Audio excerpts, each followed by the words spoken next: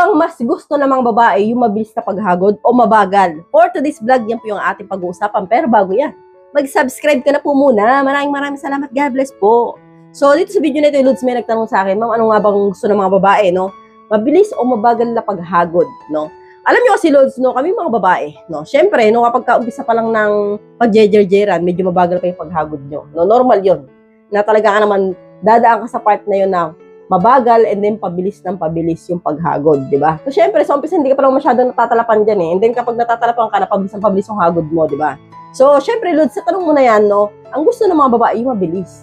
Kasi po, mas mabilis, mas matalap. Pero, Lods, so, syempre, kami mga babae, mas gusto po namin na medyo matagalan kayo matapos. So, para po, mas ma-enjoy namin, no? So, ang ibig sabihin ko dito, Lods, okay lang na matagalang buratsahan muna, no? Buratsa ng buratsa, di ba? Hindi kapag nasa kalagitnaan na kayo, no? And then, kunyari, lahat nagawa nyo na yung mga position.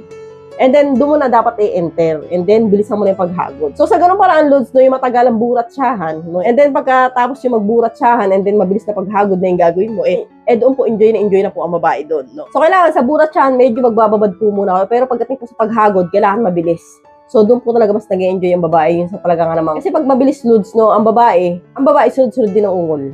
So, kaya po, mas enjoy po talaga ang babae sa mabilis na paghagod. Lods, iba po yung babae. May babae rin na gusto na medyo may kabagalan yung paghagod, no? Ibig sabihin, magtatagal po muna kayo, mag-shanks position muna kayo, lahat gagawin ninyo, and then pipigilin mo muna bago mo tapusin. May mga ganun babae na hindi masyado nagmamadali. Pero karamihan po sa mga babae, mas gusto niyan po niyan mabilisan. So, hanggang dito na lang po tayo mga Lods. I hope you learned something in this video. More videos to come. So, stay connected and see you again to my next video. God bless. Bye-bye!